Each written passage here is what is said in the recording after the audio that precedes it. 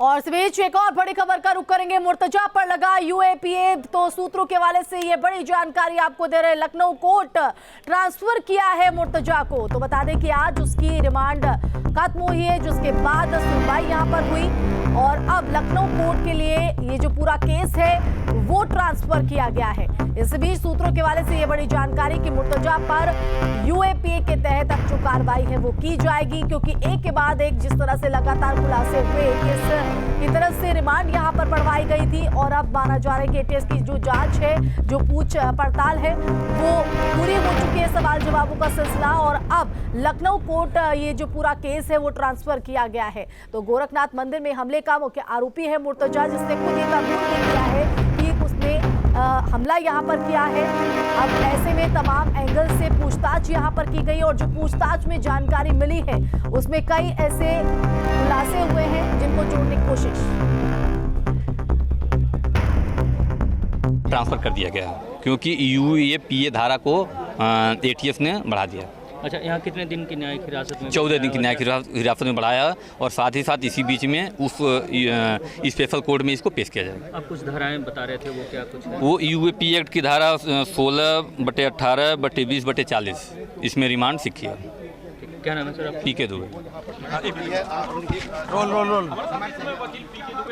Transfer यहाँ पर किया है, ये बड़ी जानकारी। मुर्तजा पर यूएपीएस लगाया गया है, सूत्रों के हवाले से ये बड़ी जानकारी। तो लखनऊ कोर्ट ट्रांसफर किया गया है ये केस। आज रिमांड जो है वो मुर्तजा की खत्म हो गई, जिसके बाद उसे कोर्ट में पेश किया गया और अब यहाँ से ये पूरा जो केस है वो लखनऊ कोर्ट ट्रांसफर कर दिया गया है। तो सूत्रों के हवाले से ये बड़ी जानकारी आपको दे रहे हैं। तो बता दें कि 6 दिन की रिमांड यहाँ पर बढ़ाई गई थी। सवाल जवाब यहाँ किए गए थे, न सिर्फ मुर्तजा से बल्कि उसके सगे संबंधी, उनके जो माता पिता है उनसे भी पूछताछ यहाँ पर की जा रही थी, क्योंकि मुर्तजा के पिता का ये कहना है कि उनका जो बेटा है वो मानसिक तौर पर ठीक नहीं था, जिस पर लगातार कोशिशें की जा रही थी उसको समझाने की, बुझाने की। तो ऐसे में उनका ये कहना है कि दिमागी हालत ठीक ना होने के चलते उसने इस तरह की घटना को अंजाम दिया है। लेकिन तमाम पहलुओं पर जांच पड़ताल लगातार जारी है।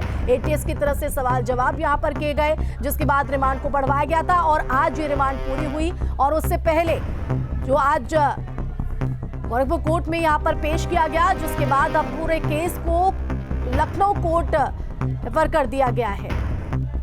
तो मुर्तजा पर यूएपीए, सूत्रों के हवाले से बड़ी जानकारी। गोरखपुर हमले का आरोपी मुर्तजा के ऊपर यूएपीए की धारा जो है वो बढ़ा दी गई है, साथ ही लखनऊ को ट्रांसफर किया गया है।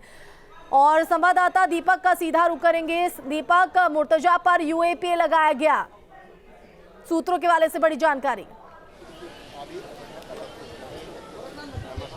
बिल्कुल, ये कंफर्म हो चुका है। मुर्तजा के ऊपर जज ने जो अभी फैसला दिया है उसे अब एटीएस के हवाले कर दिया है। अब केस गोरखपुर से ट्रांसफर करके लखनऊ कोर्ट में चलेगा और एटीएस एनआईए इस मामले में पूरी तरह से इन्वॉल्व हो गई है। यूएपीए धारा बढ़ाई गई है, यानी कि आतंक से संबंधित जहां पे चीज़ें होती हैं, आतंकी गतिविधियां जहां पे होती हैं, वहां पे यूएपीए एक्ट लगाया जाता है। और इसकी वजह से अब ये कंफर्म हो गया है कि मुर्तजा के कनेक्शन जो तमाम आतंकी संगठन थे उनके साथ रहा है, तभी इस धारा को यहाँ पे गया है।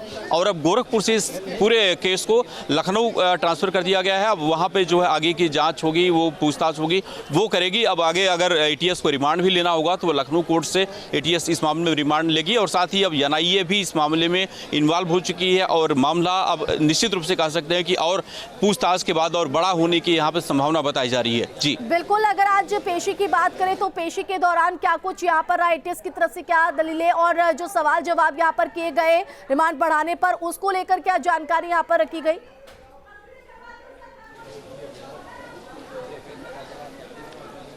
देखिए, लगभग 11 बजे उसको यहाँ पे कोर्ट में पेश किया गया है, एसीजीएम फर्स्ट कोर्ट में पेश किया गया था। और उसके बाद लगभग आधे घंटे पूरा जो है इसका कोर्ट का केस चला था। इसको पूरे कोर्ट केस के दौरान एटीएस ने तमाम बातें अपनी जो है जज के सामने, जो यहाँ पे थे दीपक सारस्वत, उनके सामने रखी। और पूरी बातें उन्होंने रखने के बाद इस मामले में ये भी कहा कि इसके कनेक्शंस जो है विदेशी मुल्कों के तमाम जो आतंकी संगठन हैं उनके साथ हैं और तमाम जो सबूत मिले हैं वो ये बता रहे हैं कि पाकिस्तान या फिर दूसरे देशों से भी इसके कनेक्शन रहे हैं और यही कारण है कि यूएपीए धारा इसमें और बढ़ाई जा रही है और इस धारा को बढ़ाए जाने के बाद से पूछताछ का जो दायरा है और बढ़ जाएगा। साथ ही एनआईए इस मामले में इन्वॉल्व हो चुकी है। हालांकि एनआईए 4 दिन पहले इससे मुर्तजा से पूछताछ पहले ही कर चुकी है। अब एक बार फिर से नए सिरे से लखनऊ में पूरे मामले को लेकर के जांच होगी, पूछताछ होगी और लखनऊ कोर्ट में इस पूरे मामले को देखा जाएगा। गोरखपुर से इसका पूरे कोर्ट केस को लखनऊ ट्रांसफर कर दिया गया है। हालांकि पुलिस से पहले ही इस केस को एटीएस को ट्रांसफर किया जा चुका था, अब कोर्ट का ट्रांसफर किया गया, यानी कि अब गोरखपुर की बजाय पूरा जो मामला है वो लखनऊ में जो कोर्ट है वहाँ पे देखा जाएगा, सुना जाएगा और जो भी फैसला होगा लखनऊ के जो जज हैं वो देंगे। हालांकि इस पूरे पेशी के दौरान मुर्तजा बताया जा रहा है कि शांत रहा, उसने किसी तरह की जज ने जो सवाल पूछे बहुत उस पर जवाब नहीं दिए और पूरी तरह सुनता रहा। आज वो जो भी दलील यहाँ पे जो एटीएस के वकील थे जब दे रहे थे तो जी निश्चित रूप से माना जा रहा है कि जिस तरह से उसके परिजनों से पूछताछ हो रही है, इसके पिता से पूछताछ हो रही है, लगातार उनको नोटिस दे करके ये कंफर्म हो चुका है कि मुर्तजा के कनेक्शन विदेशी जो आतंकी संगठन उनके साथ कहीं न कहीं हैं और तभी इस मामले में अब यूएपीए धारा बढ़ाई गई है और आगे की जो पूछताछ है वो अब लखनऊ में की जाएगी। बिल्कुल, जांच का दायरा यहाँ पर बढ़ता हुआ नजर आएगा और पूरे केस को अब लखनऊ कोर्ट जो है वो यहाँ पर ट्रांसफर कर दिया गया है। और अभी अगर जानकारी लेना चाहे अभी क्या कुछ वहां पर चल रहा है दीपक, क्या वहां से अब मुर्तजा को लेकर निकली है एटीएस की टीम या अभी भी वहीं पर बनी हुई है? देखिए फिलहाल जी बिल्कुल, देखिए एटीएस की टीम फिलहाल बिल्कुल एटीएस की टीम फिलहाल मुर्तजा को लेकर के यहाँ से निकल गई है। उसे गोरखपुर जेल अभी ले जाके रखा जाएगा और वहाँ से लखनऊ भेजा जाएगा। अब वो कब भेजा जाएगा, कल भेजा जाएगा या आज ही ले जाया जाएगा, ये अब एटीएस के ऊपर डिपेंड करता है। फिलहाल अभी उसे कोर्ट से यहाँ से एटीएस की टीम लेकर रवाना हो चुकी है। गोरखपुर जिला जेल में उसको वहाँ पर दाखिल कराया जाएगा और उसके बाद से लखनऊ के जेल में उसको ट्रांसफ़र किया जाएगा। पूरा जो प्रोसीजर है वो लगभग 11 बजे से लेकर के 12 बजे लगभग 1 घंटे का रहा, जिसमें जज के दौरान पूरी पेशी हुई और इसमें तमाम जो सुरक्षा एजेंसियाँ थी उन्होंने अपनी बात अपने वकील के मार्फत यहाँ पर रखी है। अब ये एटीएस को डिपेंड करता है कि न्यायिक परीक्षा जो आज 14 दिन की बढ़ाई गई है वो 14 दिन के बाद अब गोरखपुर जेल से उसको लखनऊ जेल हो सकता है आज शाम को ही लेके जाए या फिर कल उसको लेके जा सकती है टीम। बिल्कुल, लगातार एटीएस की तरफ से सवाल जवाब का सिलसिला यहाँ पर चल रहा था और उसमें एक के बाद एक खुलासे यहाँ पर सामने आ रहे थे दीपक। और आज जो पेशी हुई है और जिस तरह से आपने जानकारी दी है कि यूएपीए की जो धारा है वो यहाँ पर बढ़ाई गई और इसी के साथ जो जांच का दायरा है वो बढ़ता नजर आएगा। लेकिन इसी के साथ एक बात ये भी साफ हो गई है कि जो मुर्तजा के पिता है, जो सगे संबंधी यहाँ पर दलीलें दे रहे थे वो भी कहीं ना कहीं दरकिनार हो गई है, वो भी कहीं ना कहीं झूठी साबित हुई है।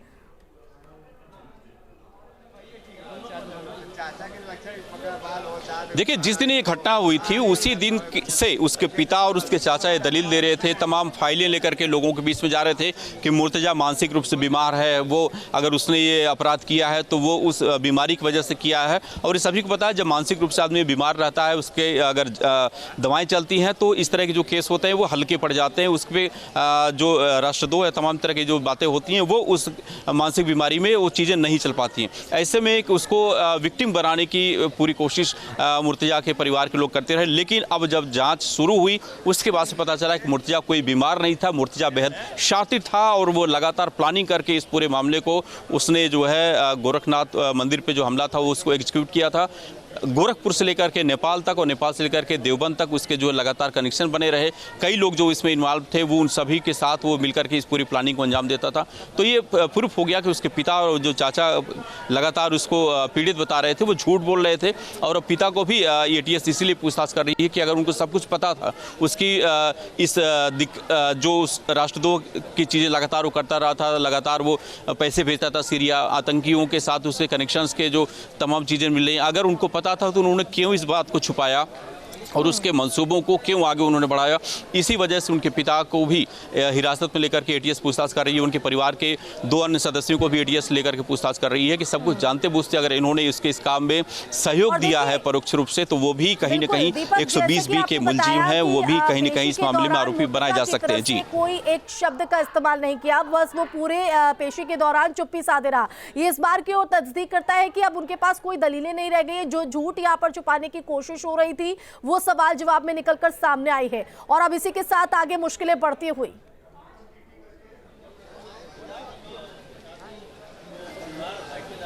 देखिए बिल्कुल सही आपने कहा, क्योंकि उसका झूठ पूरी तरह से अब पर्दाफाश हो चुका है। उसके झूठ का लगातार जिस तरह से उसके परिवार वाले झूठ बोल रहे थे, मुर्तजा भी लगातार शुरू में जिस तरह से गुमराह करता रहा कि मैं मानसिक रूप से बीमार हूं और मुझे ख्याल आते हैं ऐसा कि मैं किसी को हमला कर दूं और मुझे मार दे। तो सारी वो एक नाटक था, एक लोगों को गुमराह करने की कोशिश थी। और अब उसको पता है कि सारी उसके जो झूठ है उसका पोल खुल चुका है।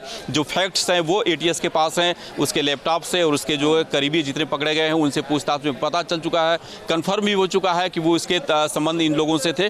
तो अब उसके पास कोई जवाब नहीं है। ऐसे में वो जज के सामने बहुत कुछ बोलता नहीं है, चुपचाप खड़ा रहता है, सारी दलीलों को सुनता है और फिर वापस चला जाता है। हालांकि जज ने भी कई बार उससे पूछा कि अगर अपने सफाई में कुछ कहना है तो कहो, लेकिन वो इस पूरे मामले के दौरान, पूरी सुनवाई के दौरान बिल्कुल शांत बना रहा, कुछ भी उसने कहने की कोशिश नहीं की। ये बताता है कि उसका जो झूठ का पर्दाफाश है वो हो चुका है और यही कारण है कि अब उसके पास कहने के लिए कोई शब्द नहीं है। बहुत शुक्रिया दीपक तमाम जानकारी के लिए। तो बता दें कि जिस तरह से आज पेशी हुई है उसमें एक भी शब्द का इस्तेमाल नहीं किया गया मुर्तजा की तरफ से। और अब UAPA की जो धारा है वो बढ़ाई गई है, उसी के तहत अब आगे की जो कार्रवाई वो की जाएगी, क्योंकि ये पुख्ता हो चुका है पूरी तरीके से कि आतंकी और दूसरे देशों से जिस तरह से यहाँ पर संबंध देखे जा रहे थे, अब उसी के तहत ये जो पूरी कार्रवाई है वो आगे बढ़ाई जाएगी। और अब पूरे केस को लखनऊ कोर्ट रेफर कर दिया गया है, जहां से अब ATS को अगर जरूरत पड़ेगी आगे भी पूछताछ की तो वहां से पूछताछ के लिए बुलाया जा सकता है। तो वहीं इस पेशी के बाद क्या कुछ कहना है वकीलों का वो भी आपको सुनवाते हैं। न्यायालय से आवेदन किया था जिसको न्यायालय ने स्वीकार करती है।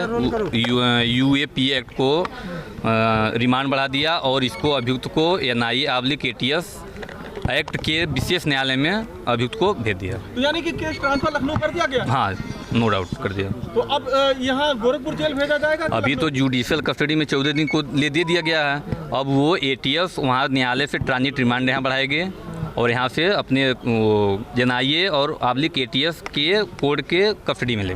उसमें ये सेक्शन 16/18/20/40 ये धारा होती है UAPA एक्ट की, इसको ATS ने बढ़ाया है और उसमें रिमांड, उस एक्ट में रिमांड ये जुडिशियल मजिस्ट्रेट ने इसको बढ़ा दिया।